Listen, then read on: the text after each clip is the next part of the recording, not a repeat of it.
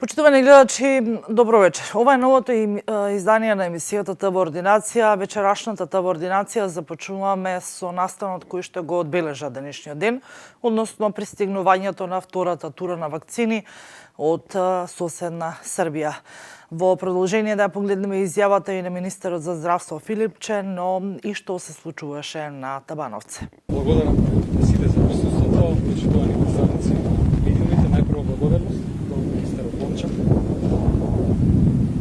Овој чин на солидарност, кој што беше иницијатива на премиерот Заев, председателот Вучич, сега се реализира и во втората фаза, така како што беше најавено. Ние благодарение на овие вакцини од компанијата Pfizer започнавме со процесот на имунизација на здравствените работници во нашата земја и тој се одвива засега одлично во една атмосфера на организација на еден пункт со 6 места во клиничкиот центар во Скопје.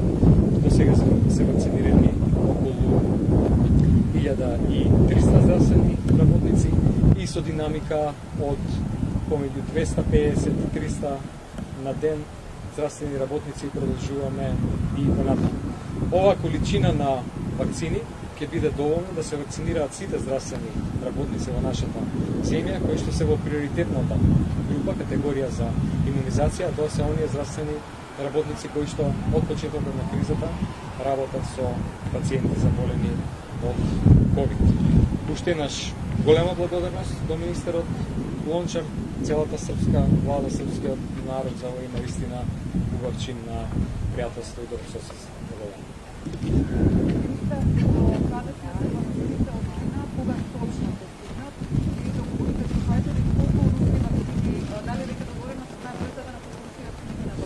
Еве конкретно да кажам за неколкуте механизми на кои што сега работиме. Се уште траат тие разговори и преговори со компанијата Pfizer во однос на делот на некои детали технички кои што тие секојдневно го бара ние секојдневно буквално се слушаме телефонски со представничката од Pfizer-овото представништво во Белград. И го очекуваме драфтот на договорот, секогаш го кажува на тоа дека наистина се подготвува количеството буквално сите земји во светот. Во делот на кинеските вакцини постои интензивна комуникација, уште една размена на писма, вклучено Министерството за надворешни работи, исто така да очекувам дека за кратко време на вистина ќе го добиеме и дефинитивниот датум на кој што ќе стигнат и оваа количина на вакцини. Следните два механизми, коваксовиот, после подпишувањето на анекси со AstraZeneca на барање на компанијата при Ковакс, механизмот најавите се дека тие 20 до 30.000 на вакцини на AstraZeneca треба да пристигнат на почетокот на месец март. Тоа така беше најавено уште во првите моменти кога стигна најавите од нивна страна, кога во однос на тајмингот може да се очекуваат овие вакцини. Во делот на руските вакцини, како што најави премиерот Заев, количина од 100.000 вакцини Спутник ќе набавиме, зашто веќе го добивме драфт договорот и за тоа денеска во тек на денот ќе има затворена седница на владата која што владата треба истина да пуска. Еве, дозволете да не шпекулирам со време, веднаш кога ќе ја имам таа информација ќе ја споделиме со јавноста. Министра, нели требаше вакцините на Pfizer првата тура да стигнат во февруари 2018, што се размножува тука? Така и така беше најавата од страна на компанијата Pfizer и кажувањето сега од последните разговори е дека тоа се случува заради тоа што вкупното производство компанијата Pfizer го намали со цел да ги надгради капацитетите и да може утекот на целата 2021 година да достават вакцини до сите земји, каде што имаат намера тоа да го направат многу повеќе, односно 30% тоа што иницијално било планирано. Тоа намалување на производствените капацитети сега на почетокот на годината значи дека во некои земји споро одат овие процеси на договорите, а во другите земји кај што, како например земјите членки на Европска унија, каде што има склучени договори, се достави количина многу помала од таа претходно и иницијално планирана. Дали тоа значи на оние бизнес да дојдат директно од Pfizer, што беа најавени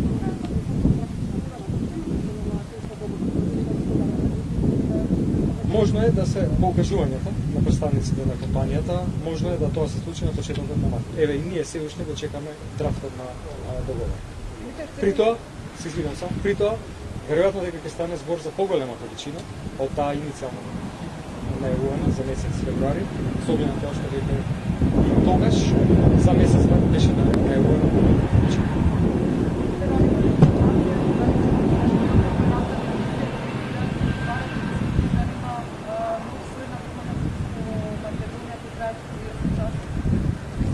Немам информација дали Сашо Мјалков контактирал со епидемиолози или представници на Државниот санитарен здравствен инспекторат согласно неговата изјава.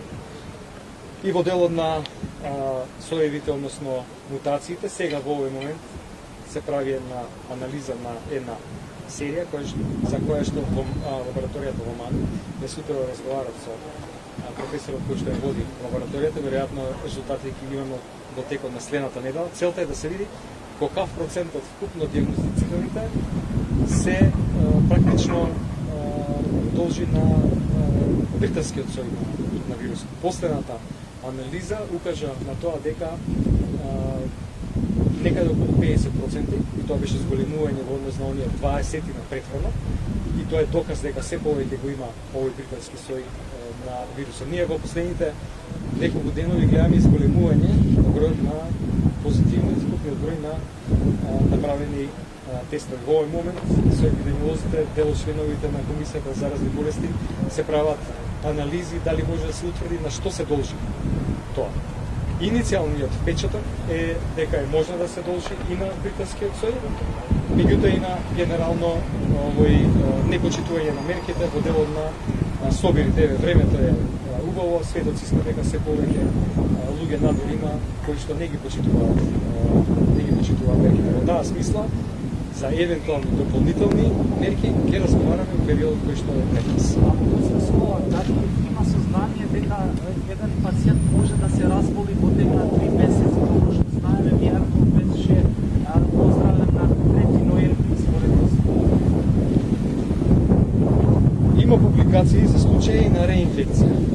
И тие случаи на реинфекција, ако е тоа прашањето, сега се анализираат, се прават студии дали може би овој по-лесно пренослив сој на британскиот вирус може да е некаква форма и поголем риск. И тоа во делот на науката се уште не е точно утврдено. Се уште се публикациите во однос на некои специфични случаи кои што не се правило. Значи конкретно се уште науката не дава одговор на ова прашање. Значи за 3 месеци да се разболи повторно како Мијарков што каже? Ние видовме многу сценарии во овој изминат период. Видовме луѓе кои што се сега без разлика на типот и мутацијата на вирусот, која што биле пациентите афектирани, односно заболени. Луѓе кои што се практично асимптоматски, луѓе кои што имаат лесна форма на болеста, луѓе кои што имаат тешка форма на болеста, за жал луѓе кои што почина лекувани идентично како оние што имаат тешка форма на болеста, за жал не преживеа. Имаме луѓе кои што имаат голема количина на антитела после прележувањето на болеста, луѓе кои што не се детектира антитела, после детектираниот овој вирус, понатаму антитела кои што штитат и антитела кои што не штитат. Се уште многу работи во врска со вирусот се непознати и сега се прават анализи и испитувања. Каква е состојбата со COVID-19 позитивни во Струмичката болница, колку се на дневна амбуланта, колку пациенти се хоспитализирани во Струмичкото инфективно оделение, од информацијата подготвена од колешката Ивана Вангелова. Според извештаите добиени на дневна основа, во болниците низ земјава се хоспитализирани вкупно 404 пациенти, при што во Струмица има 31 пациент, Битола има 25, во Штип 34 пациенти, на инфективното оделение во Тетово 14, во Велес се лекуваат 34 болни, а во Куманово 52. Во ковид центарот во Охрид се на лекување 53 пациенти, во Прилеп 59, во Гостивар 7, а во Струга 24 болни, во Кочани 7, во Кичево 8, во Кавадарци 34, во Гевгелија 9 лица, а во Дебар 13 позитивни и суспектни на коронавирусот. Вчера во Струмица немаше регистрирано ниту еден позитивен случај, оздравени имаше 3, а вкупно активни случаи во Струмица има 156. Вкупната бројка на пациенти позитивни и сомнителни на коронавирусот кои се лекуваат на инфективните оддели во главниот град и во болниците низ земјава е 658 и има околу 415 празни болнички кревети во ковид центрите, соопшти Министерството за здравство. Од нив 254 се во Скопје, каде што во изминатите 24 часа се примени 27 нови пациенти поради компликации од коронавирусот. Најмногу од примените во Скопје се на интерните клиники 10, потоа во ковид центарот во градската општа болница 8 септември 9, 3 на инфективната клиника и во Козле биле примени 5 пациенти. Во изминатите 24 часа во ковид центрите во болниците низ земјава е пријавено дека се лекуваат вкупно 404 пациенти позитивни и сомнителни на коронавирусот. Во тек на денот се прават и исписи на оздравени пациенти со што ќе се ослободат дополнителни легла. До сега во земјата се направени вкупно 503.565 тестирања на COVID-19. Вкупната бројка на COVID диагностицирани лица во нашата земја од почетокот на епидемијата изнесува 99.408. Бројката на оздравени пациенти е 89.742. На починати е 3.076, а бројот на активни случаи изнесува 6.590.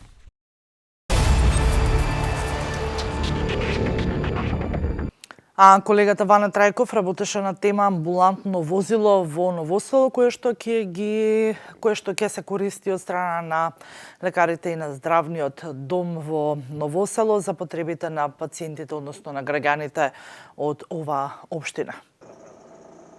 Жителите од оддалечените населени места од општинскиот центар Новосело наскоро ќе добиваат примарна здравствена заштита во своите места, откако локалните власти заедно со граѓанското здружение Феникс набавија мобилна амбуланта од програмата за прекогранична соработка со соседна Грција. Возилото веќе стаса во Новосело, кој заедно со лекари, медицинска сестра, социјален работник ќе ги посетуваат планинските населени места каде нема здравствени амбуланти и на сите граѓани ќе се нудат превентивни прегледи. Имат села кои што се од планински карактер и луѓето немаат пристап до примарна здравствена заштита. Целата не беше со овој проект да се набават две возила, еден од македонска страна, еден од грчка страна, во кој што ќе бидат ангажирани медицински лица, тим кој што ќе оди по селата и ќе ја пружи примарната здравствена заштита на населението. Луѓето претходно ќе бидат запознавани дека возилото ќе е таму и тие по свој избор ќе може да доаѓаат и да добијат здравствена заштита. Според планот, во наредните 6 месеци мобилната амбуланта по однапред утврден распоред ќе ги посетува оддалечените планински населени места во општина Новосело, каде што живеат претежно повозрасни граѓани. На лице место ќе се прават прегледите и ќе се препишува терапија. Станува збор за превентивни прегледи, значи медицинската опрема што е набавена ќе врши услуги од примарна здравствена заштита како зибање на крв, проверка на шекер во крвта, ЕКГ апарати, ехо апарат и друга терапија која што ќе им биде потребна на луѓето ќе се пружи преку ова возила. Проектот Мрежа за примарна здравствена заштита општина Новосело со здруженијето Феникс го реализира со грчката Ираклеја и Институтот Демократис од Атина. Преку проектот од двете страни набавени се специјални возила како мобилни амбуланти, а деновиве се одржуваат и работилници како граѓаните може да ги користат услугите од мобилните амбуланти.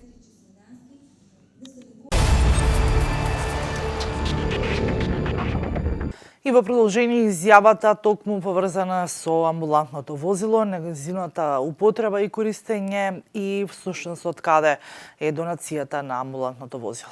Денеска се одржува првата работилница по проектот Мрежа за примарна здравствена заштита, кој што е преку програмата меѓу Македонија и Грција.